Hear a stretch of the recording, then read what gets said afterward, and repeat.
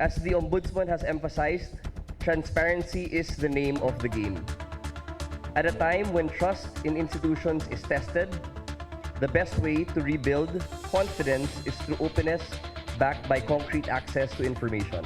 Ngayon po, pag meron po tayo mga evidence or documents to show that the lifestyle of a person exceeds or is disproportionate to that which is written in his SALN, then it can be used in any investigation of any public officer for the violations under RA 3019. Magkakaalaman na, SALNs ng mga opisyal ng gobyerno maaari nang hingin ng publiko. Ang consent, hindi na raw kailangan para masilip ang yaman. Full transparency nga ang sinusulong ng Ombudsman. Ang tanong, lahat kaya susunod sa kautusan? Si former House Speaker Martin Romualdez handa raw sa hamon. Pero ang pinsan niyang si Senator Amy hindi kumbinsido. Baka di naman daw totoo ang laman ng dokumento. Magandang gabi, ako po si Pinky Webb. Ako naman si Willard Cheng. At ako si Corina Sanchez Rojas. Sa mga kaibigan nating Chabacano, buenas noches! Simulan na natin ang agenda. Resulta ng investigasyon ng DOJ sa flood control scandal nasa ombudsman na. Tinaguri ang BGC Boys, posibleng humarap sa patong-patong na kaso. Ombudsman Boying Remulla pinayagan na ang public access sa mga SALN. Consent mula sa mga opisyal hindi na raw kailangan. Dating House Speaker Martin Romualdez at Budget Secretary Amina Pangandaman humarap sa ICI. Former Congressman Saldico, no show. Dating kongresista na si Stella Kimbo, posibleng ipatawag. It's giving Diskaya, 5 kumpanya ng pamilya Ibasco sa Camarines Sur nakakubra umano ng bilyon-bilyong pisong halaga ng kontrata. Abangan ang aming exclusive report. Ekonomiya ng bansa apektado na ng flood control scandal ayon mismo kay Finance Secretary Ralph Recto. At more than just a retelling, mga dapat asahan sa upcoming Quezon biopic, alamin.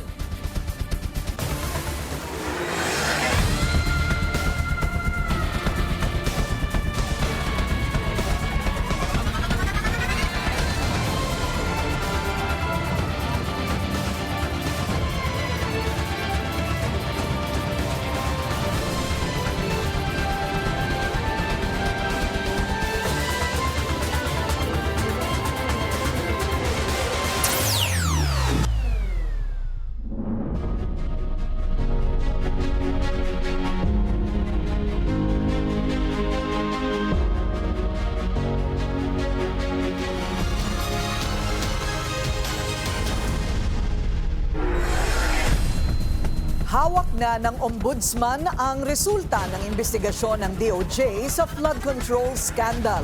Sentro nito ang unang distrito ng Bulacan at mukhang ang tinaguriang BGC Boys ang unang masasampulan. Ang detalye sa agenda report ni Joan Manalo. Formal nang ipinasa ng Department of Justice sa Office of the Ombudsman ang findings ng investigasyon nito sa 5 anomalous flood control projects sa Bulacan 1st District. Sangkot dito ang mga district engineer at contractor na trumabaho sa mga nasabing proyekto. Pero ayon kay Ombudsman Jesus Crispin Remulla, hindi pa umabot kay former DPWH Undersecretary Roberto Bernardo ang investigasyon. Kaya nakapokus muna sila kina former Bulacan 1st District Engineer Henry Alcantara at former Assistant Engineers Bryce Hernandez at JP Mendoza. There were witnesses in the Senate investigation. May ginawa na sila mga pag-amin at kasama na yan sa kaso kasama na yan sa mga kaso. 5 kaso raw ang maaaring harapin ng tinaguriang BGC Boys. Kabilang narito ang malversation, falsification of public documents, perjury at graft.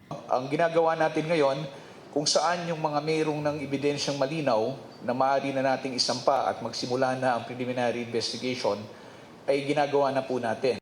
At dahil nasa ombudsman na mga dokumento, dadaan na ito sa masusing evaluation ng tanggapan.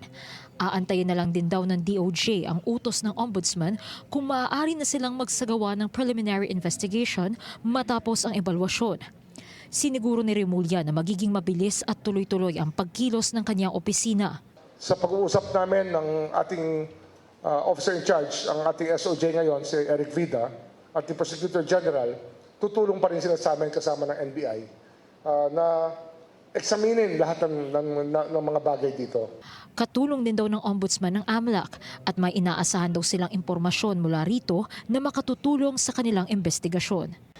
Pagdidiin ni Remulla, the cry to curb corruption is strong, kaya agaran daw silang kikilos para mapanagot ang mga nasa likod ng flood control scandal.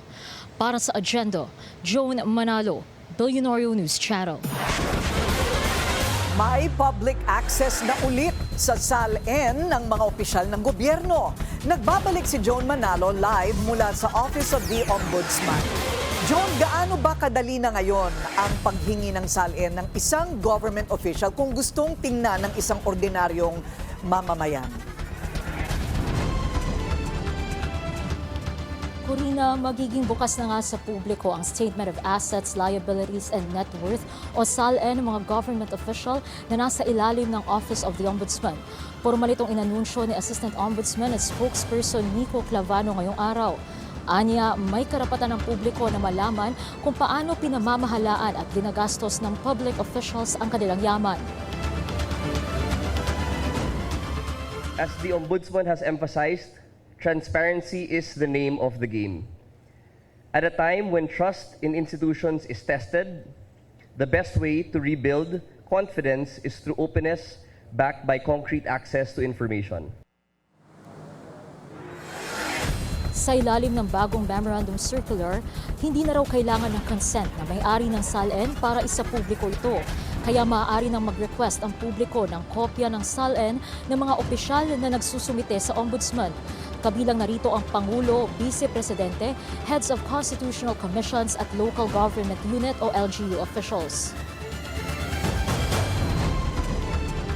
So, the general rule is that all SALNs will be granted access to, except for several instances, and these are that the office is not the official repository, that the SALN is not on file, the request is for an unauthorized commercial purpose, that the requesting party has a derogatory record of misuse, the request is linked to a pending case to influence or harass, there is evidence of extortion or safety threats, the identity of the requesting party is fictitious, or the purpose is contrary to law, morals, or public policy. Sakop na rin daw ng bagong memo ang mga SALN na naisama sa dating polisiya ng Duterte administration sa ilalim ng pamumuno ni former Ombudsman Samuel Martires. Dahil dito, hinihikayat ng Office of the Ombudsman ang Senado, Kamara at Judiciary Branch na sumunod na rin sa anyay transparency move ng Ombudsman. Nasa ilalim kasi ng official repository ng Congress at Supreme Court ang SALN ng mga senador, kongresista at miyembro ng hudikatura, alinsunod sa RA 6713. Para sa Ombudsman, malaki ang may tutulong ng pagsasapubliko ng SALN para makapagsagawa ng lifestyle check sa mga kawani ng gobyerno. Ngayon po, pag meron po tayo mga evidence or documents to show that the lifestyle of a person exceeds or is disproportionate to that which is written in his SALN, then it can be used in any investigation of any public officer for the violations under RA 3019. Handa rin daw silang busisihin ng SALN ng mga DPWH official na sangkot ngayon sa flood control scandal. Ngayong araw ganap na inilabas ng Ombudsman ang bagong Memorandum Circular tungkol sa SALN at ganap daw ito na magiging epektibo 15 days after publication and submission to the UP Law Office. At yan muna latest mula dito sa Office of the Ombudsman. Balik sa iyo, Corina. So John, kailangan pa rin pala mag-request. So ito'y i-request at may assessment at hindi siya automatiko na nakalantad sa isang pahina kapag gusto mong tignan ng SALN ng isang public official. Corina, tama ka dyan, magiging publicly available lang siya. Hindi tulad ng dati noong panahon ni Ombudsman Martires na kailangan nga muna ng consent ng public official na kung kaninong SALN man yung kailangan mong i-request. Sa ngayon, diretso ka nang makakapag-file sa Ombudsman ng request mo to access the SALN of any public official under their jurisdiction at ibibigay nila ito sa iyo so long as meron kang valid ID at mapapatunayan mo na hindi ka fictitious person at yung identidad mo ayun nga mapapatunayan mo at hindi mo gagamitin sa masama itong pag-request mo ng SALN. So kailangan ding i-verify ng Ombudsman kung ano yung magiging purpose mo sa pagre-request mo ng SALN ng mga public officials. Pero sinisiguro nga ni Ombudsman Remulla na magiging transparent sila at ibibigay nila itong mga SALN ng public official lalo na kung kinakailangan naman talaga itong i-release sa publiko. Corina. Ayan, okay. So mas madali na ngayon pero hindi pa rin ganun kadali. O matetesting pa lang natin ngayon na ito ay batas. Okay, maraming salamat John Manalo, nag-uulat ng live mula sa Office of the Ombudsman sa Quezon City. Humarap na si dating House Speaker Martin Romualdez sa investigasyon ng Independent Commission for Infrastructure o ICI sa flood control scandal. Hindi naman sumipot si dating Ako Bicol Party List Representative Zaldico. Narito ang agenda report ni Elijah Bonzo. Bago pa man sumalang sa pagdinig ng ICI, siniguro ni late Congressman Martin Romualdez na handa siyang tumulong sa paglalantad ng katotohanan sa flood control scandal. Nagpapasalamat ako talaga sa miyembro ng ICI that I was finally given an opportunity to share my side of the story. So, kumbaga sa ngayon po, it's about facts and evidence and hindi lang political noise or speculations. Ayon kay ICI Executive Director Brian Hosaka, isa sa mga ibinunyag ng dating House Speaker ang budget process sa Kamara. Medyo napalinaw kung ano yung naging role niya or role ng mga kasamahan niya sa paggawa ng budget. So these people we will be inviting soon to shed light on their participation also in the budget preparation. Voluntaryo rin daw na nagbigay ng affidavit si Romualdez sa ICI, dahilan para maimbitahan ulit siya sa susunod na linggo. Sa gitna naman ng nilulutong pagrebisa sa pagsasapubliko ng SALN, sagot ni Romualdez. I will do at the instance of the commission. Dumating din si Budget Secretary Amena Pangandaman. Ayon sa ICI, nagkaroon sila ng diskusyon sa proseso ng budget, magmula sa iba't ibang ahensya, papuntang NEP, hanggang sa maaprubahan bilang GAA. Bumuo rin daw sila ng ilang rekomendasyon na maaaring i-adopt ng DBM. Maganda yon, maganda i-live natin yung lahat ng budget deliberations sa floor, sa committee, and then yung yung request nga pati yung bycam, sana maging live din siya. No show naman si resigned Ako Bicol Representative Zaldico, pero taliwas sa sinabi ng ICI kahapon, pag-aaralan pa raw nila ang pagrekomenda sa korte na i-cite for contempt si Ko. Gayon din ang posibilidad na hainan ito ng arrest warrant sakaling aprobahan ng korte. Wala namang komento si Romualdez sa di pagsipot ni Ko. Para sa agenda, Elijah Bonzo, Billionaire News Channel. Dahil wala si Zaldico, si dating Marikina 2nd District Representative Stella Kimbo ang posibleng ipatawag ng ICI. Si Kimbo ang nagsilbing acting chair ng House Appropriations Committee noong 19th Congress. Matapos bitiwan ni Ko ang posisyon, nauna ng pinangalanan ni Navotas Representative Toby Chanco si Kimbo bilang isa sa mga miyembro ng sinasabing small committee na nasa likod umano ng insertion sa 2025 budget.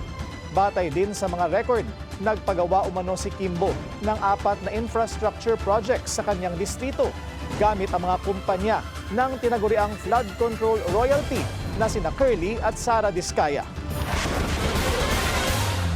ICI na pinagdududahan pa.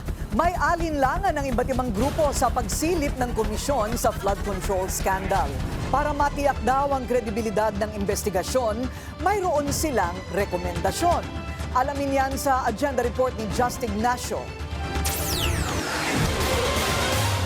Hindi nagtitiwala ang Artikulo 11 na binubuo ng iba't ibang progresibong grupo sa investigasyon ng ICI sa flood control scandal. Ito'y sarswela, ito'y walang patutunguhan at hindi pananagutin yung nagpakana ng korupsyon na nangyayari ngayon.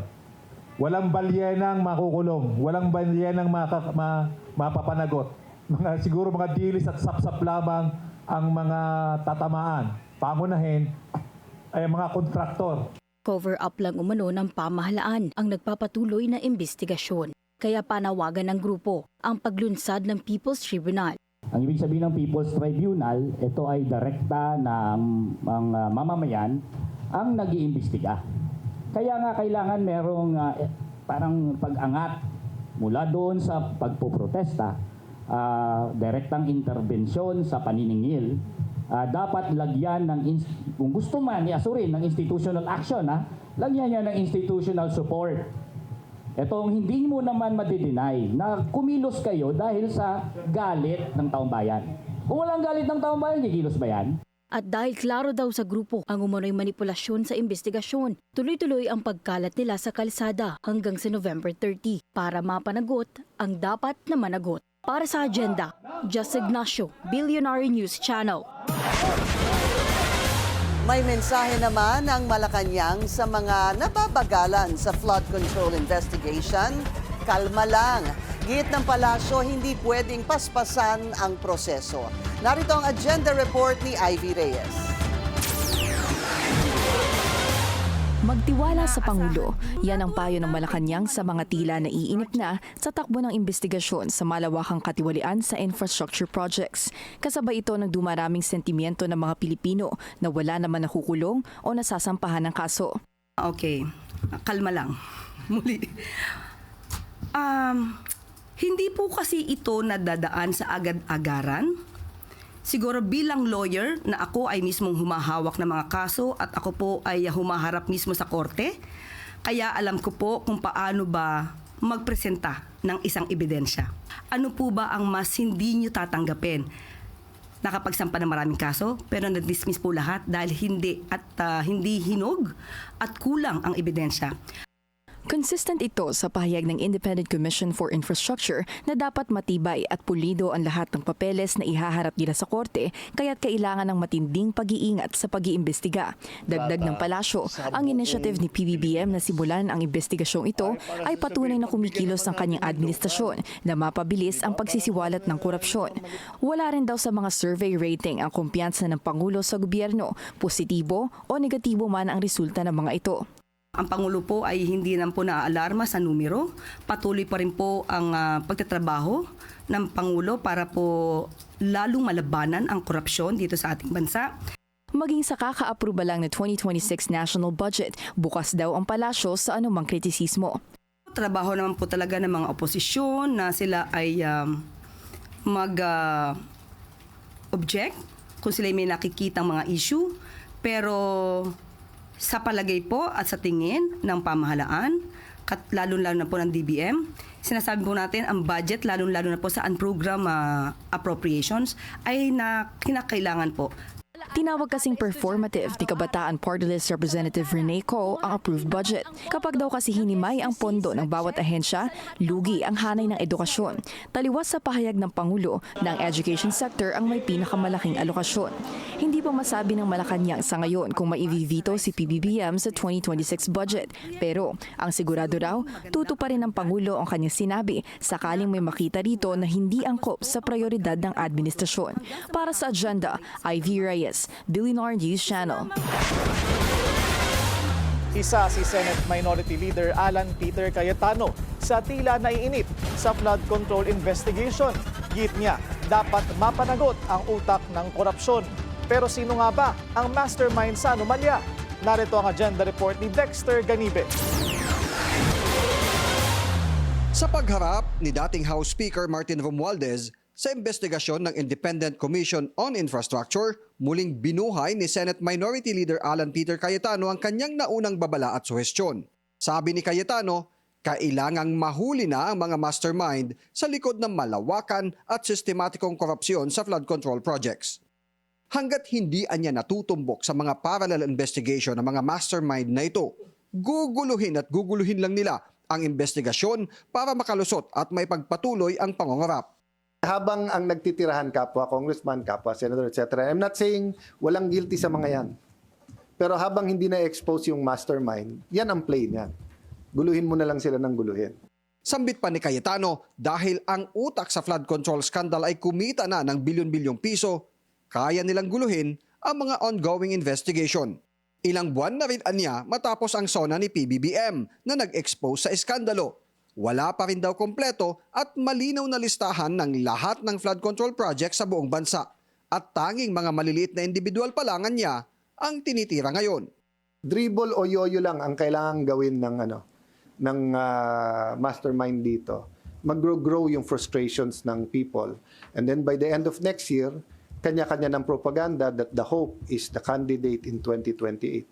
Kaya suhestyon niya sa Senate Blue Ribbon Committee, maging sa DPWH at sa ICI, unahing kompletuhin ang listahan ng lahat ng mga bagong flood control projects mula 2024 at 2025. Isa-isang ipatawag ang sangkot hanggang sa ikanta nila ang masterminds. Para sa agenda, Dexter Ganibe, Abante!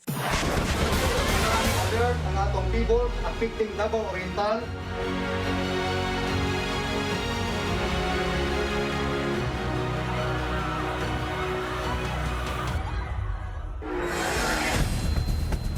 Wala nang babalikang tirahan ng ilang residente ng Davao City dahil hindi na raw ligtas kasunod ng malakas na lindol. Ang Davao Oriental naman niyanig ng panibagong aftershock. Ang detalye sa agenda report ni Edith Isidro ng Abante. Isang magnitude 5.8 na lindol ang tumama sa karagatan malapit sa Manay, Davao Oriental, pasado alas 10 Martes ng umaga. Ang epicenter ay nasa 101 kilometro, hilagang silangan ng Manay at may lalim na 10 kilometro. Ayon sa PBOX, isa pa rin itong aftershocks na malakas na lindol sa Yumanig sa lalawigan noong Oktubre 10. Agad ng inspeksyon ang OCD sa mga evacuation center. Nagparada rin ang isang tanker na may kapasidad na 20,000 liters para matiyak na hindi nawawala ng supply ng tubig ang mga bakwit. Sa Davao City, nag-issue ng LGU ng red at yellow tag notice sa ilang establishmento. Bawal ng tirahan ang mga nabigyan ng red tag. Base kasi sa inspeksyon, mapanganib ang mga ito matapos magtamo ng matinding pinsala. And entry or use of the premises is prohibited until all necessary repairs have been completed and cleared by the OCBO. Ang yellow o restricted naman ay nagpapahiwatig na higpitan ang paggamit sa gusali o struktura. Sa Tagum City, itinayo ang isang mobile storage unit sa Davao Regional Medical Center. Magsisilbi itong pansamantalang pasilidad para sa mga pasyenteng inilikas matapos ang malakas na lindol at mga kasunod na aftershock. Tuloy-tuloy din ang humanitarian assistance and disasters response activity ng Philippine Army sa Davao Region. Nanguna sila sa search, rescue, relief at clearing operations sa Davao Oriental, Davao de Oro at Davao del Norte. Para sa agenda, Edith Isidro, Billionaire News Channel. Makakausap po natin ngayon si Winchell Ian Sevilla ng Seismological Observation Earthquake Prediction Division ng PBOX. Magandang gabi po sa inyo, Dr. Sevilla. Magandang gabi rin po, Miss Corina, at magandang gabi po sa ating lahat. Medyo sunod-sunod po na ang mga malalakas na lindol, po itong mga nakaraang buwan. Ano po ba ang ibig sabihin nito? Tama po kayo. Mapapansin niyo po, since September 30, halos napansin natin malalakas po yung mga lindol na nai-record po natin. Pero kung tutusin po, wala naman po talagang kakaibang indikasyon ito sa masasabi nating sanhi ng para po bang magkasunod na halos na malalakas na lindol. Tandaan po natin, ang Pilipinas po kasi ay nasa Pacific Ring of Fire. Ibig sabihin po, marami po talaga tayong active faults at trenches. Pagka po ito naggalawan, sila po ang mga nagdudulot ng mga lindol. Kaya natural lamang po na may mga panahon na makakaranas po talaga tayo ng malalakas na lindol. Pero kung titingnan po natin ang mas mahabang trend o datos ng earthquake activity sa Pilipinas, makikita po natin na in a way, consistent pa rin man po ang bilang ng malalakas na lindol. May mga panahon po na may maraming lindol, may mga panahon po na masasabi natin medyo may kababaan. Ang mahalaga po dito, ang maunawaan po natin na ang earthquake activities po ay parte po talaga ng buhay natin. And ang pinakamahalaga po dito ay dapat po tayo po ay laging handa. Ayun, okay. So ang sinasabi po ninyo, there is nothing out of the ordinary. Kasi parang ngayon, siguro nakalimutan na natin yung ibang mga sunod-sunod na panahon na mayroong lindol. Ano po? Parang pagkatapos po ng mahabang panahon, ngayon lang po tayo nakakaranas ng ganyan kalalakas at sunod-sunod pa. Mayroon sa Mindanao at pagkatapos ngayon po sa Visayas. So yun po ang sinasabi ninyo, it's nothing out of the ordinary. Tama po yun. Okay. So, Mindanao, Visayas, sa Luzon po ba ang sunod? Hindi ko po masasabi yan. Wala pong, again po, hindi po natin masasabi kung alin pong lugar ang susunod. Kaya po, mapansin niyo po, ang dami pong lumalabas, lalo na sa mga social media, ang dami pong nagpe-predict na magkakaroon daw po ng ganitong kalakas na lindol sa ganitong lugar. Wag po tayong maniniwala doon. Again, kahit po sa parte ng mundo, wala pa po tayong teknolohiya na mapagpe-predict po ng lindol. Ibig sabihin po, pag sinabi natin mag-predict, masasabi natin kailan, saan, gaano kalakas, at anong oras magkakalindol. So wala pa po yan, pero area of active research po yan. In the meantime po, again, ang pinapaalalahanan po natin, ang ating mga kababayan, ang tanging isang data po natin ay yung maigi pong paghanda. Ayan, okay. So, wala pang paraan tulad ng weather forecast, wala pang paraan para masabi na, oy, may darating na lindol. Okay. Sa Cebu po, nagkaroon ng mahigit magnitude 6 kamakailan. Yan po ba'y separate earthquake or that is an aftershock? Yung pong recent po, mas maliit po kasi sa magnitude 6.9, yung po yung ating main shock. So ito po ay, siya po yung aftershock. Ayun. Okay, so aftershock yung nangyari. Itong sinasabi pong the big one, pag tiningnan po ninyo ang social media, kung ano-ano ang mga analysis, ano po, yan po ba talaga yung mangyayari? At ito po ba talaga ang description ng panahon bago magkaroon ng the big one? Okay. Linawin po muna natin, ang the big one po ay isang senaryo na kung saan ay nilalarawan ito ang isang malakas at mapaminsalang lindol na may kakayahan pong magdulot ng mga, sabihin na po nating malawakang pinsala sa isang partikular na rehiyon. Ngayon po, iba-iba ang big one, depende po sa lugar kasi po marami nga pong active faults. Halimbawa po, sa Metro Manila, ang inaasahan po nating big one ay yung paggalaw ng West Valley Fault na kung sakali man pong ito'y gagalaw, ang kanya pong worst case scenario ay magnitude 7.2. So sa ganit pong 7.2, scenario po ito. Hindi po tayo nagpe-predict. Naghahanda lamang po tayo kung sakali eventually mangyari ito. Ano ba yung ina-expect nating damage? Ano ba yung may ina-expect ba tayong casualties para po mapaghandaan kaagad natin habang hindi pa ito nangyayari? Yan po yung kahalagahan ng study tulad nung pong Metro Manila Earthquake Impact Reduction Study noong 2004. Para po in eventuality mangyari po ito, handa po tayo at alam natin kung ano yung mga preparasyon na kailangan nating gawin. Sa Luzon or sa Metro Manila, ano po ba ang mga nasa fault talaga nitong ring of fire na malamang na pinakamatinding maaapektuhan? Sa Metro Manila po, yung pong magnitude 7.2. Okay? Yun nga po paggalaw ng West Valley Fault.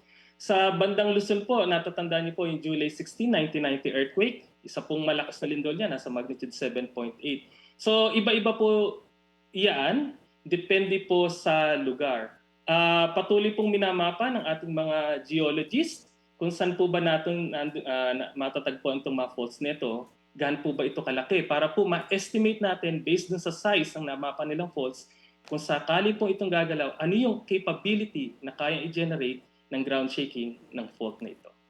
Ayan, okay. Maraming salamat po sa inyong oras, Dr. Winchell Ian Sevilla ng Seismological Observation Earthquake Prediction Division ng PHIVOLCS. Maraming salamat. Paldo sa kontrata, 5 construction firm sa Camarines Sur, pagmamay-ari ng iisang pamilya. Susunod yan sa agenda.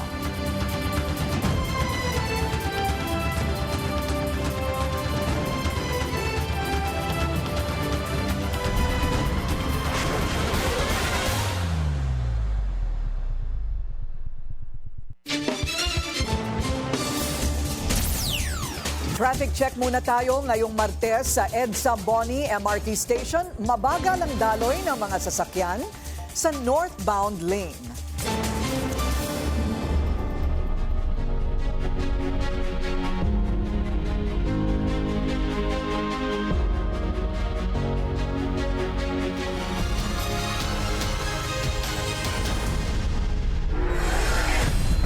Aminado si Finance Secretary Ralph Recto na apektado na ng flood control scandal ang ekonomiya ng Pilipinas. Ang masaklap, posible pa raw itong maramdaman hanggang sa susunod na taon.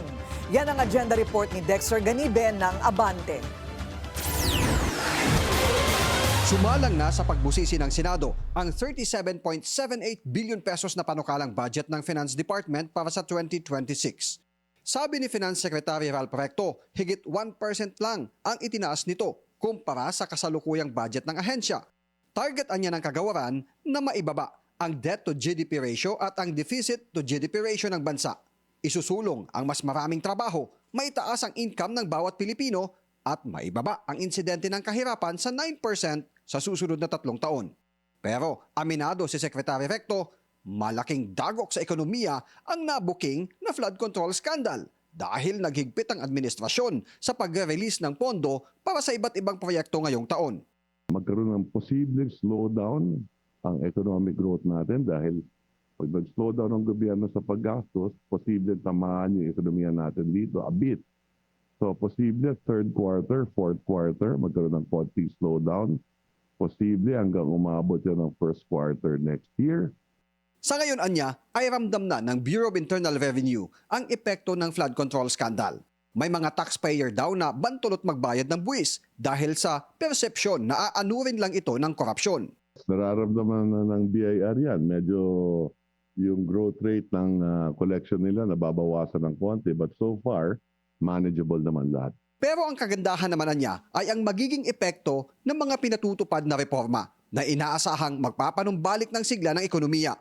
Tiwala rin si Secretary Recto na mananatili sa 6 hanggang 7% ang economic growth rate ng Pilipinas dahil sa masiglang microeconomic environment ngayon sa bansa. Para sa agenda, Dexter Ganibe, Abante! Hindi lang Diskaya Couple ang tila pumaldo sa bilyon-bilyong pisong kontrata mula sa gobyerno. Sa lalawigan ng Camarines Sur, natuklasan ng Billionaire News Channel na 5 kumpanya ang pagmamay-ari ng iisang pamilya. Narito ang exclusive agenda report ni Joash Malimban. Inamin noong Setyembre ng tinaguriang flood control queen na si Sara Diskaya na pagmamay-ari nila ang 9 na kumpanyang nakakubra ng bilyon-bilyong pisong kontrata sa pamahalaan. Hindi lang sa flood control, kundi pati sa iba pang proyekto ng DPWH tulad ng mga building at kalsada. Isang bagay na tila red flag daw ayon sa ilang senador sa Blue Ribbon Committee. So minsan naglalaban-laban yun, Syam? Yes po. Oh, so that is not a legitimate bidding. Dahil yung Syam na yon na naglalaban-laban sa isang award sa isang kontrata, iisa lang ang may-ari. So kahit sino doon, kahit sinong manalo doon sa bidding na yon, ikaw ang panalo. Dahil sa iyo lahat yun eh. Sa patuloy na pagsusuri ng Billionaire News Channel sa mga government contractor, nakadiskubre ang aming team ng isa pang pamilya na tila may at least 5 kumpanya sa ilalim ng kanilang pangalan. Kabilang dito ang GCI Construction and Development na isang Gigi Chio Ibasco ang Authorized Managing Officer. Ang Bicol Goldra Construction na nakapangalan sa isang Steve Chio Ibasco. Ang Empire 9 Construction OPC na nakapangalan naman sa isang Michael Franco Chio Ibasco. Ang Primer Construction OPC na nakapangalan sa isang James Martin Chio Ibasco. At ang SHLA Construction and Supply na nakapangalan naman sa isang Sheila Ibasco. Sa 5 kumpanyang ito, 3 ang may iisang address ayon sa Securities and Exchange Commission. Matatagpuan ng GCI, Empire 9 at ang Primark sa Zone 2 Santiago Pili, Camarines Sur. Walang datos sa SAC ang SHLA Construction dahil isa itong sole proprietorship ayon sa Department of Trade and Industry. Pero sa mas malalim naming pagsusuri, isang kumpanyang kapangalan, ang SHLA, IA General Merchandise ang matatagpuan sa kapareho ring address. Ang Bicol Gold Rock lamang ang may ibang lokasyon na Naga City, pero sa Camarines Sur pa rin matatagpuan. Kabilang ang GCI at ang Bicol Gold Rock sa top flood control contractor sa Bicol Region. Ayon sa sumbong sa Pangulo website, mayroong 28 flood control projects na nahawakan ng GCI sa Region 5 mula 2022. 27 dito ang makikita sa Camarines Sur. Ang isa naman sa Albay. Aabot ang kabuuang halaga nito sa 2.8 billion pesos. Ang Bicol Gold Rock may 43 flood control projects sa Region 5 na sa Camsur lahat matatagpuan. Aabot ang kabuuang halaga nito sa halos 3.2 billion pesos. Kung susumahin, aabot sa 5.9 billion pesos ang nakubrang kontrata ng mga Ibasco sa Camarines Sur mula 2022 hanggang 2025. Hindi pa kasama rito ang kabuuang bilang ng mga kontratang nakuha ng bawat kumpanya sa DPWH. Ayon din sa sumbong sa Pangulo website, aabot sa 241 ang bilang ng mga flood control project sa lalawigan mula 2022. Katumbas ito ng 16.9 billion pesos. Ibig sabihin, 35% ng lahat ng flood control projects ng buong Camarines Sur hawak lamang ng iisang pamilya ng contractors. Nitong nakaraang linggo lang, inilahad ni Senator Sherwin Gatchalian ang datos ng umano'y top contractors ng farm-to-market roads sa Department of Agriculture noong 2024. Ang programa, tila balot din daw ng korupsyon, ayon mismo kay DA Secretary Francisco Chu Laurel. Sobrang mahalaga ang farm-to-market roads, hindi lang para sa ating mga magsasaka at sa sektor ng agrikultura, kundi para rin sa kaunlaran ng kanayunan. We have actually flagged these and we consider this as ghost or semi-ghost projects as we have earlier reported. Sa top 20 list na inilabas ni Senator Gatchalian, pinakamalaking kontrata ang nakuha ng GCI na aabot sa 288.5 million. Ikapito naman ng Bicol Gold Rock na aabot sa 150.2 million. Sinusubukan pa ng Billionaire News Channel na kunin ang panig ng mga Ibasco. Para sa agenda, Joash Malimban, Billionaire News Channel. Dinepensahan ni DICT Secretary Henry Aguda ang kontrobersyal na iris scanning project na World. Ito'y matapos mag-issue ng cease and desist order ang National Privacy Commission laban sa developer nito dahil sa umano'y data privacy violations. Sa on-point ng Billionaire News Channel, iginiit ni Aguda na kailangan ng sophisticated na paraan para maberipika ang mga pagkakakilanlan sa gitna ng mga scam.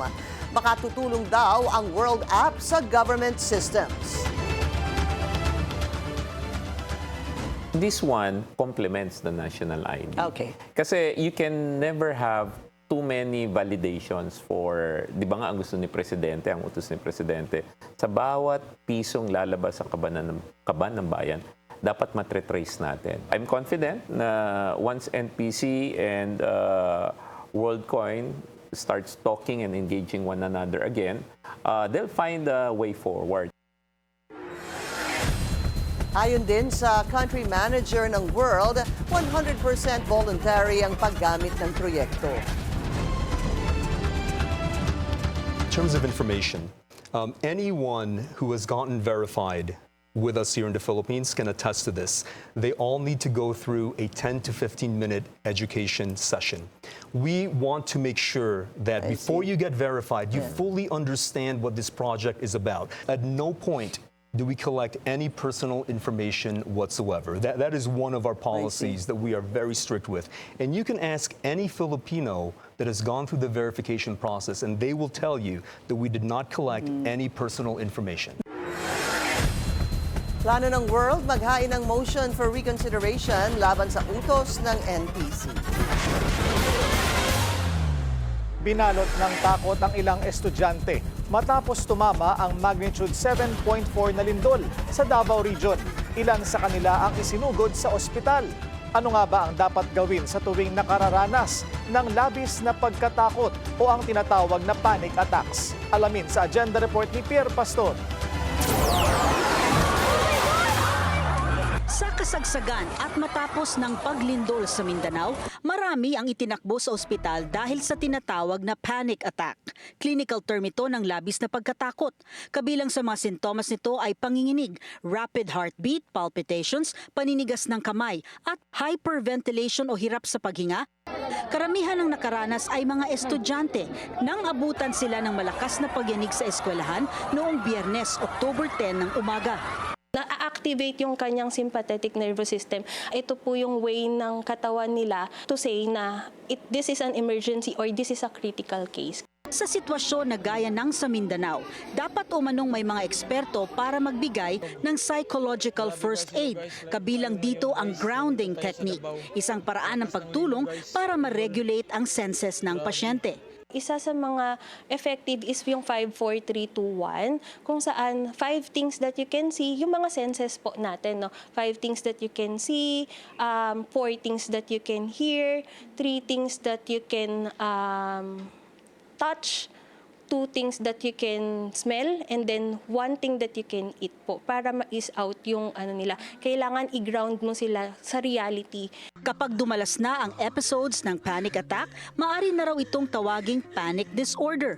At sa kaso ng mga unang beses na nakaranas ng traumatic event, gaya ng malakas na paglindol, maaari silang makaranas ng post-traumatic stress disorder o PTSD kapag hindi naagapan. Sakaling makaranas ng panic attack, ang turo ng mga eksperto, gawin ang breathing techniques para makakope o ma-manage ng pasyente ang mga sintomas sakaling atakihing muli. Ayon pa sa PHIVOLCS, hindi bago ang lindol sa Pilipinas. Parte ito ng buhay ng mga nasa Pacific Ring of Fire gaya ng mga Pilipino. Kaya paalala ng mga eksperto, dapat kasama sa paghahanda ang psychological readiness. Para sa Agenda, Pierre Pastor, Billionaire News Channel. Bumuhos ang ulan sa gitna ng pagdiriwang ng Mascara Festival sa Bacolod. Ilang lugar ang binaha doon. Para sa update, may agenda report ang ating Negros Occidental correspondent Brian Gamboa live.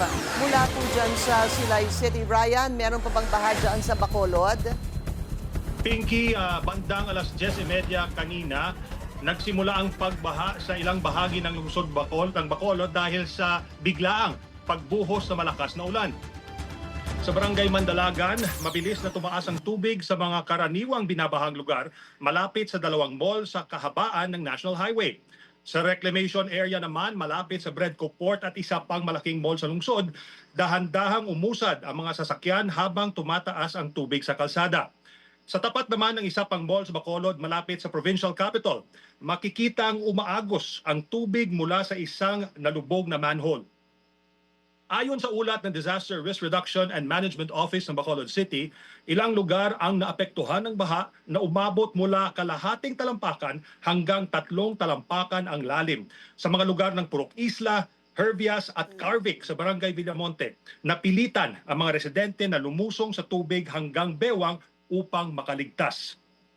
Agad namang nakapagresponde mga lokal na otoridad at nailikas ang mga biktima ng pagbaha. Sa ngayon, Pinky, huminto na ang ulan at nag-subside na ang baha, habang taimtim na nananalangin ang mga taga-Bacolod para sa matagalang solusyon sa problema ng pagbaha, lalo na sa mga lugar na madalas nitong tamaan. Isang paalaala ito ng tindi ng puwersa ng kalikasan sa gitna ng masayang pagdiriwang ng Mascara Festival ng lungsod ngayong Oktubre. Pinky. Maraming salamat sa iyo, Ryan Gamboa, nag-uulat ng live mula sa Silay City. Senador Amy Marcos may patutsada sa kanyang pinsang si dating House Speaker Martin Romualdez. Susunod yan sa Agenda.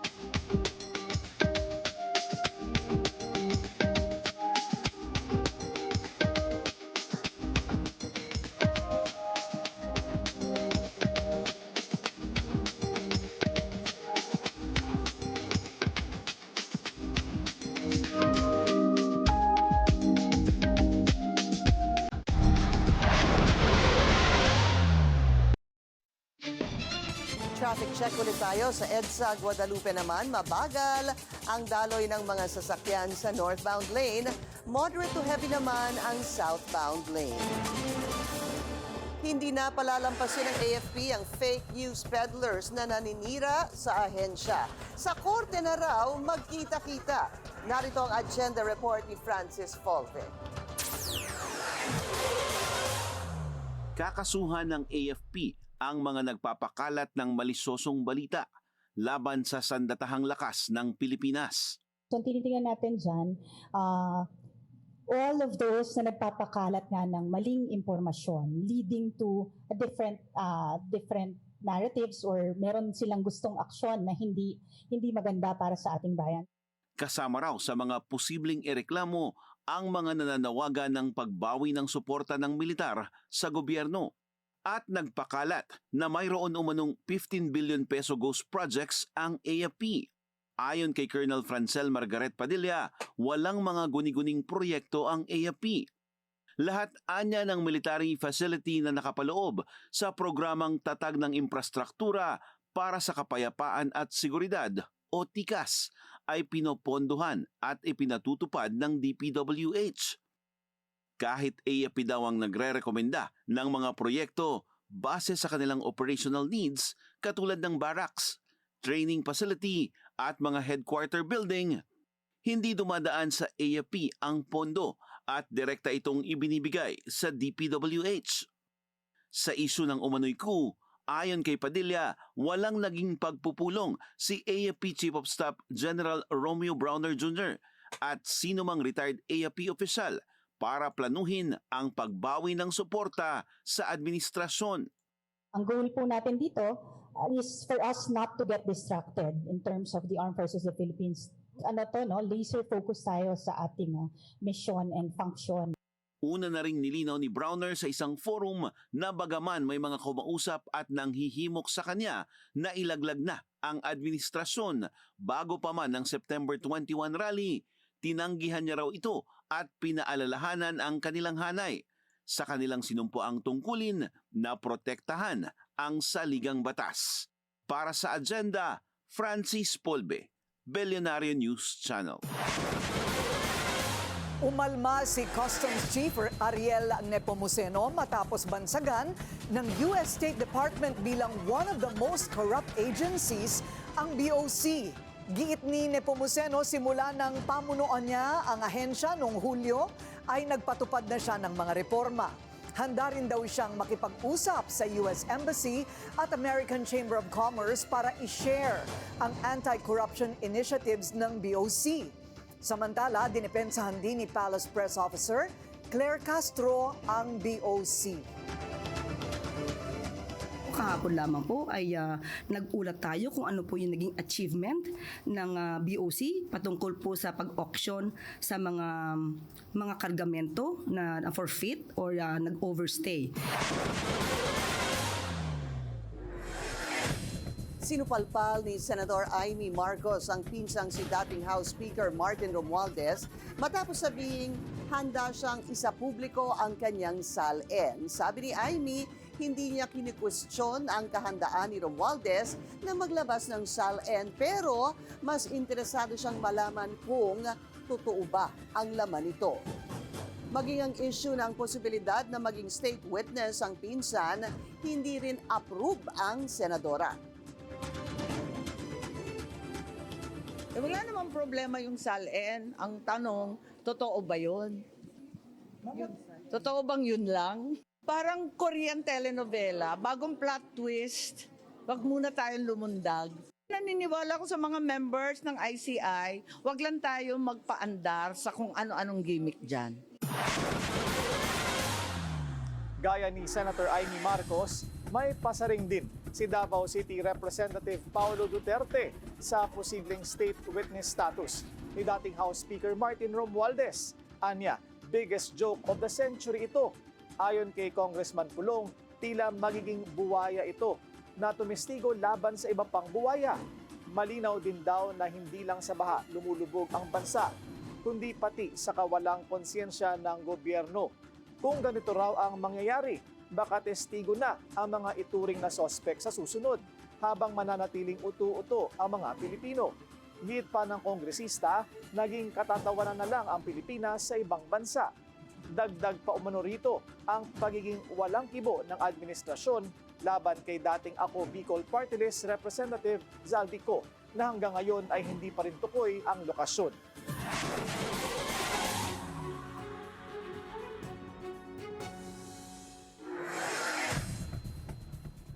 Bukod sa panawagang mapabalik ng Pilipinas si FPRRD, may iba pang layunin ang second leg ng Duterte run sa Davao. Alamin kung ano yan sa agenda report ni Edith Isidro ng Abante. Aabante ang Duterte Run Leg 2 sa Davao Costa Road, Ecolan, Tulip, Rotonda. Ayon sa event director, ang aktibidad ay bilang patuloy na panawagan na pauwiin si FPRRD. Lalo sa gitna ng mga balita sa kalusugan ng dating Pangulo na nakadetain sa ICC sa Netherlands, kaugnay sa kasong crimes against humanity. Duterte Run actually is for us to keep the fire burning, to bring our mayor back to Davao City. Sa leg 2 ng FPRRD Run, pwede na isama pati ang mga alagang hayop. Benepisyaryo nito ang Field of Dreams Children's Foundation na dati pang tinutulungan ni FPRRD. In connection with our pet run, meron din tayong beneficiary na Bantay Hayop Davao, isang registered animal shelter. Simula na ang online at physical registration para sa 21, 10, 5 at 3 at 1 kilometer fun run categories. Itinakda ito sa November 23 na inaasahang lalahukan ng nasa 5,000 katao. Matatanda ang malakas ang tinanggap ng suporta ng Duterte Run noong isang taon matapos siyang hulihin at isuko sa gobyerno sa ICC. Para sa agenda, Edith Isidro, Abante, Davao City.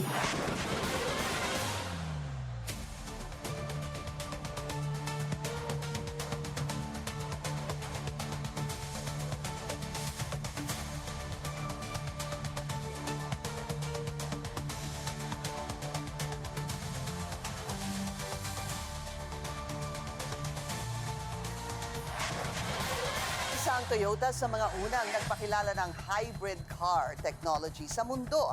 At ngayon may bago silang pambato sa sedan segment na target ang early adopters ng electrified vehicles. Ang pasilip sa agenda report ng ating mobility correspondent, G. Baroda. Toyota is giving BNC Mobility a first look at the ATIV that is set for official launch later this month, and in nature, no less. Sumisikip ang Philippine auto market sa dami ng electric vehicle options para sa mga Pinoy. At hindi lamang mga Chinese car brands ang agresibo sa pagdadala ng mga SUV at pickup sa bansa. Dahil maging ang legacy brand na Toyota ng bilyonaryo T family, pambato ang ATIV sa tumitinding kompetisyon sa local market. Ayon sa kumpanya, tumataas pa rin ang demand para sa subcompact sedan kahit pa mas SUV ang market trend ngayon. For bringing in the Toyota ATIV, we saw that there's a gap in the market where the lower grade subcompact sedan market is already filled. Toyota already has Vios to cover that market. So now the gap between the Vios and the next sedan is quite high. Hindi na bago sa merkado ang fastback design ng ATIV. Sabi ng Toyota, it's meant to invoke power and aerodynamics for the car. Ito raw ay evolution para sa subcompact sedan segment. Para sa top-of-the-line hybrid variant, mayroong wireless charger at full leather seats. It also comes equipped with Toyota Safety Sense, ang safety tech at driver assistance system ng kumpanya. Toyota is tapping into those who first embraced electrified vehicles for the ATIV, which they say will elevate their lifestyle. We at Toyota are aiming to listen to our customers every day, to their feedback. So given that we want to target the early adopters for the electrified vehicle segment, we aim to provide the ATIV as the most accessible and most affordable choice for them right now. Bukod sa hybrid, mayroon ding internal combustion engine variants ang modelo. May public display ang ATIV sa BGC Amphitheater mula October 24 hanggang 26 kung saan opisyal ding ilulunsad ang modelo. Para sa agenda, G. Baraga, Billionaire News Channel. Good news sa mga taga Northern Metro Manila na mahilig sa furniture. Magbubukas na ang IKEA Philippines ng kanilang kauna-unahang plan and order shop sa bansa sa Trinoma sa October 23. Bukod sa mga produktong available for purchase in-store, magsisilbi rin itong free collection point for online orders. Ito ang unang pagkakataon na nakipag-partner ang IKEA sa Ayala Malls. 2021 nang itinayo ng Swedish furniture giant ang kanilang flagship store sa Pasay City sa pakikipagtulungan sa SM Group ng ultra-bilyonaryong C family. Giyera sa Gaza, tapos na ayon kay US President Donald Trump. Susunod yan sa agenda.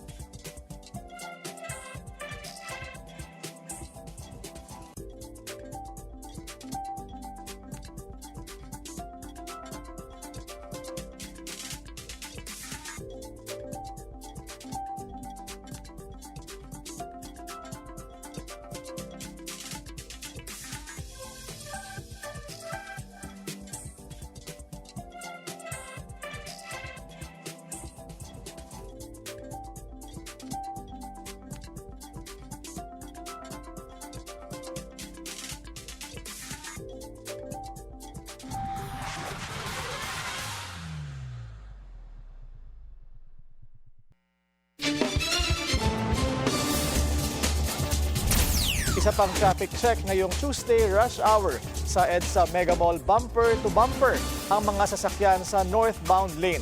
Light naman ang kabilang lane. The war in Gaza is over. Ayon yan kay US President Donald Trump matapos niyang pirmahan ang ceasefire deal sa pagitan ng Israel at Palestinian militant group Hamas sa Sharm el-Sheikh sa Egypt. Kasabay niyan ang pagpapalaya sa Israeli hostages ng Hamas at Palestinian prisoners ng Israel. This is a monumental day. This is a monumental moment in the history of the world beyond the Middle East. From this moment forward, we can build a region that's strong and stable and prosperous and united in rejecting the path of terror once and for all. We want to get rid of the terror and get on to other things. There are many other things in life that are so good. Ayon sa Health Ministry ng Gaza, higit 67,000 Palestinians ang namatay sa giyera na sumiklab noong October 7, 2023 matapos atakihin ng Hamas ang Israel. Good news ang hatid ni PBBM sa mga magsasaka sa Cagayan Valley. Bibigyan daw sila ng gobyerno ng tig 10,000 piso matapos malugi dahil sa pambabarat umano ng mga rice trader. Para makabawi, naglalagay na rin daw ng safeguard duties ang gobyerno sa rice importation para di masira ang presyo ng mga lokal na palay. Dumalaw sa Claveria, Cagayan ang Pangulo para sa inauguration ng Union Water Impounding Dam. Ito po ay binubuksan po natin. Ito ay para naman maipakita natin. Itong project po na ito, nagsimula ito sa termino ko. Natapos din sa termino ko. Ibig sabihin na patunayan natin na maaring gumawa ng magandang flood control na effective. Basta't maayos ang pagpagawa, maayos ang disenyo, maayos ang implementasyon, wala tayong makikitang problema.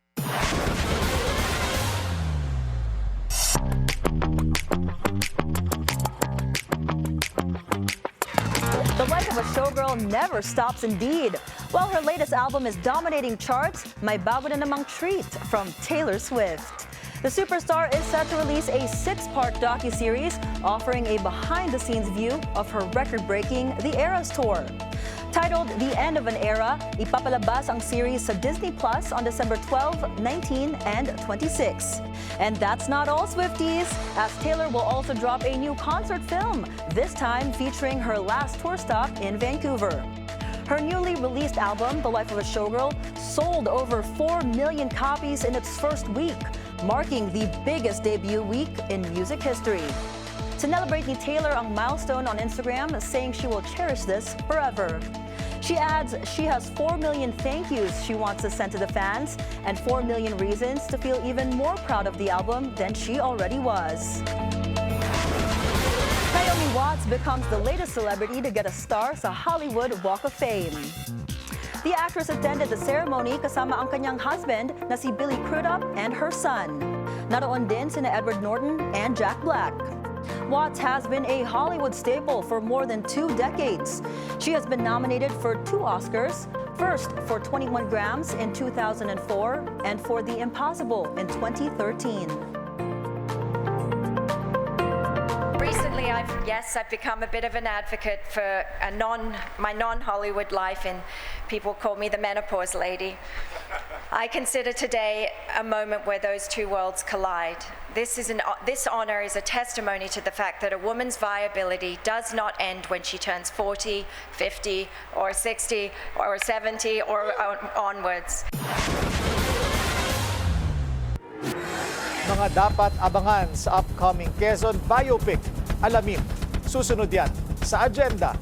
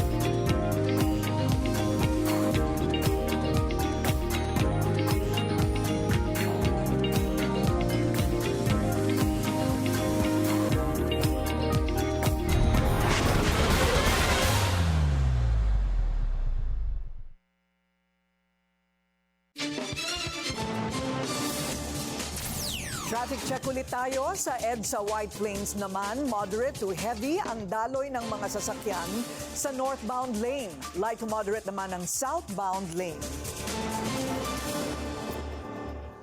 Inapila na ng kampo ni FPRRD ang pagbasura ng ICC sa hirit na interim release ng dating Pangulo. Ayon yan sa anak niyang si VP Sara. Hindi naman sinabi ng bise kung nagbigay sila ng bagong ebidensya para patunayang hindi flight risk si Duterte. Ayon din kay VP Sara, pinaplano na nila ang mga dalaw sa ICC ngayong holiday season. Lumalaki pa ang tsansa ng pagtama ng The Big One sa Metro Manila ayon sa PHIVOLCS. Kaya matinding paghahanda ang ginagawa ng DOH. Saan nga bang ospital dapat pumunta sa oras na tumama ang pinangangambahang lindol? Alamin sa agenda report ni Pierre Pastor. Nakalatag na ang kahandaan ng Department of Health at DOH hospitals sakaling dumating ang The Big One. Sa inaasahang 7.2 magnitude earthquake, malamang na malawakang pinsala ang mararanasan. Higit 50,000 din daw ang maaring mamatay. Pinangangambahan din ang failure of communication, total blackout, impassable roads, pagkalat ng sakit at pagdagsa ng mga tao sa mga pagamutan. Ito ay kung hindi masisira pati ang mga ospital. Naggawa na tayo ng structural engineering assessment together with ASEP, our Association for Structural Engineers of the Philippines. We did this after the Big One plan in 2000 something. Diba? So I will tell you, for all the na-check niya, they are actually, kasi yung mga na-check na may problem, pinagawa ng retrofitting. There were retrofitting instructions that were done to make our hospitals resilient. Hinati sa North, South, East, and West quadrants ang NCR para malaman ng tao kung saan sila tatakbo para makahingi ng tulong. Bawat quadrant ay may nakatalagang mga ospital na tatanggap ng mga pasyente. Halimbawa sa North Quadrant ay ang Lung Center, NKTI, East Avenue Medical Center, Heart Center, Children's Medical Center, Orthopedic at Jose Rodriguez Memorial Medical Center. Sa JRMMC, nakaplano na ang gagawin sa mga pasyente at ang pagbibigay ng medical services sa mga tao. Pero may ilang ospital na may kinakaharap na hamon, gaya ng Tondo Medical Center sa West Quadrant.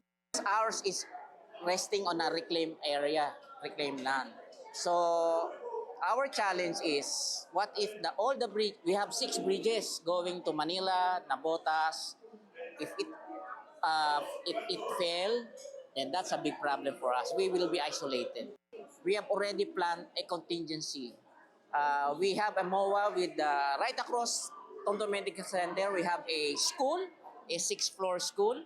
So we have a MOA with them so we can set up our hospital there. Bukod sa pagsa-stock up ng mga gamot at supplies na kakailanganin, may estratehiya na rin ng pagbibigay suporta ang mga RDMMC mula sa kalapit probinsya sakaling mahirapan o hindi kayanin ng DOH sa NCR. May mungkahi rin si Secretary Herbosa, dapat i-secure ng mga health providers ang kani-kanilang pamilya dahil kung nakasisiguro sila na nasa maayos na kalagayan ang kanilang mga kaanak, makapagsisilbi rin sila ng walang ibang inaalala.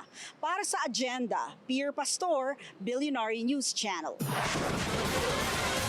Sa sports, 2 Pinay ang nagtagisan sa WPA Women's 10-Ball World Championship. Pero sa huli, tinanghal muling reyna si Cheska Centeno. Ang detalye sa agenda report ni Sheila Salaysay. She's back on top. Muling pinatunayan ni Cheska Centeno na siya pa rin ang reyna ng women's pool matapos niyang masungkit ang WPA Women's 10-Ball World Championship title ngayong 2025, ang ikalawa sa kanyang karera. Sa unang pagkakataon, naging Pinay showdown ang nangyari sa finals. Tinalo niya ang kapwa Pinay from Cebu, si Rubilin Amit. Sa semifinals pa lang, ramdam na ang intensity. Tinalo ng 2 Pinay ang ilan sa mga bigating pangalan sa pool, gaya nila Margarita Fefilova at Liu Shasha, bago magharap sa Ultimate Pinay Showdown. Sa harap ng matinding pressure at all-Filipino finals, nanatiling kalmado at kumpiyansa si Cheska Centeno. Pero higit sa panalo, kitang-kita rin ang respeto niya sa kanyang nakalaban. Walang iba kundi ang kanyang ate sa billiards, si Rubilin Amit. She's a great player, I'm just lucky. May kabuuang 64 na manlalaro ang sumali sa torneo. Ang bagong kampiyon ay nag-uwi ng $50,000 habang ang runner-up ay $25,000. Para sa agenda, Sheila Salaysay, Billionaire News Channel.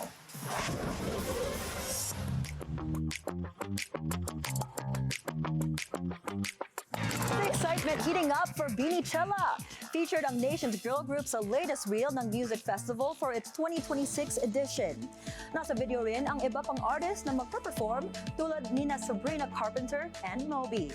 Bini is set to make history as the first Filipino group to perform sa Coachella. Now, aside from Sabrina Carpenter, Justin Bieber and Karol G will also headline the event, which will take place sa California sa April. Another historical epic is about to hit the big screen. And as Ferdy Salvador tells us, its release couldn't be more timely. Watch this. Andito ako ngayon sa SM North Ed sa cinemas kung saan nag-attend tayo ng red carpet premiere ng Quezon, isang pelikula tungkol sa Presidenteng Manuel L. Quezon. Let's go talk to Jericho Rosales and Karil. TBA Studios returns to its Bayaniverse, this time shining the spotlight on President Manuel Luis Quezon. Bidang award-winning actor na si Jericho Rosales, and he says the film is more than just a historical retelling. Expect to be a changed person when you step out of the cinema. Yes, expect to carry fire with you. Rosales says iba ang atake ng Quezon, not just in scope, but in purpose. This is my second biopic. I mean, if I cannot compare this. It's going to be unfair to compare any biopic because it's a lot of work, not only for the actors, but for the director, the writers, the researchers, the producers. It's a lot of work. But this one is pretty special right now because this is the third installment ng TBA sa Bayaniverse, and it's such an important film, especially right now. And you know, personally, I believe that this is one of the most important films of the decade. Yeah, just because of the meaning and the, revisiting history and the purpose of this film. It's actually a movement and a call to action. It's a special film for me. The film aims to inspire reflection on leadership and identity, values that Rosales says remain as relevant as ever. I am not expecting anything, but I'm welcoming all sorts of reactions, emotions, and feelings and thoughts after they watch the movie. What I'm sure of is that they'll come out carrying something good. Tampok naman si Karil bilang Aurora Quezon, ang asawa ng dating Pangulo. The singer-actress hopes Quezon will spark a push for local films to shine on the global stage. Right now, one of the things that we really want is for Philippine cinema to be part of that wave that's happening right now wherein local is slowly but surely beating foreign films except for the Philippines na lang. So kailangan natin humabol, gawin natin sama-sama. So I'm proud that everyone is pushing with us because I know we can do it. Quezon, the biopic, opens in cinemas October 15, a film rooted in history and fueled by purpose. Napakagandang pelikula at kala mo si Jericho Rosales talaga si Manuel L. Quezon. Para sa Agenda, Ferdy Salvador, Billionario News Channel. And that's it from my end. I'm Monique Tuzon. Back to you, Karina, Pinky, and Willard. Thank you, Monique. Thank you. Are you going to try to request for a SAL-N? Ako? Hindi ko pa naiisip yon. Ikaw, sinong gusto mo? Kanya-kanya tayong investigasyon kung gusto mo. Sige. No, but Pwede I remember when my husband was in office, pati yung asawa, kailangan meron kang i-declare. Meron kang i-declare na mga assets mo, etc. Para hindi pwedeng sabihin na, sa asawa ko yan. Right. Di ba? So, medyo nagulat lang ako kasi akala ko the SAL-N will be, you once press a button, and then you type the name, Yeah. lalabas lahat. Nga naman, kailangan naman ng filters. What do you think? Yeah, I get that. But yung filter mo kasi pwede din namang hindi katotohanan, di ba? Totoo rin. Diba? O meron silang poproteksyonan. Pwede rin. Hindi ba pwede rin yun?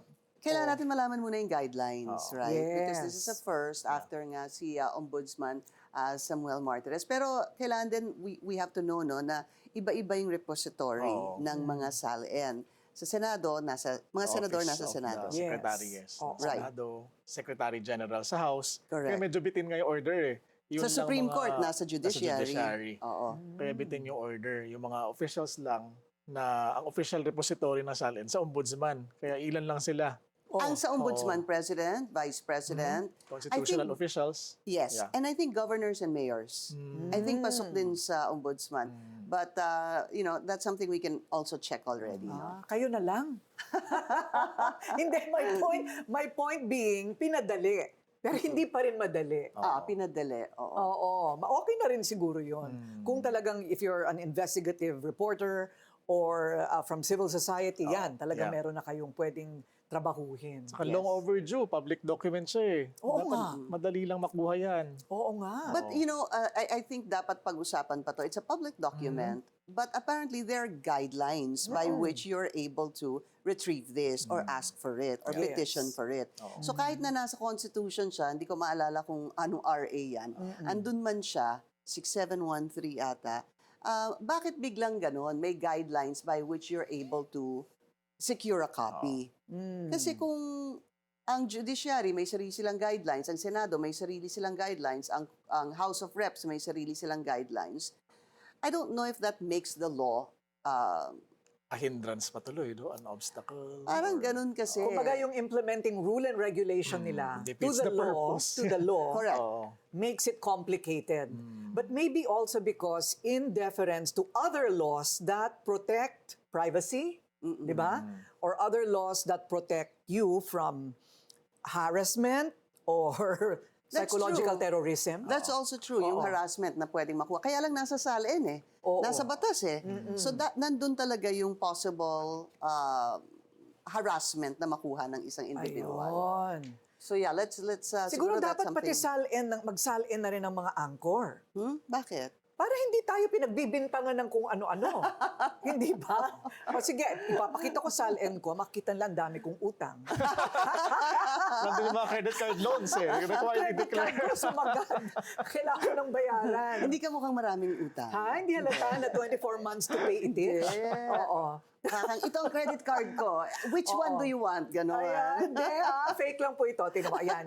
Fake lang po yan. Uy, welcome back and happy birthday. Happy again, birthday. Karina. It was Ay, her naku, marami na namang magre-regalo. Sige, bumati pa kayo. Happy birthday. Yay! Okay. 72 days rather to go before Christmas. Yan po ang ating agenda ngayong gabi. Ako po si Pinky Webb. Ako si Willard Cheng. At ako si Corina Sanchez Rojas. Sa bawat issue may anggulo. At ang balita may agenda.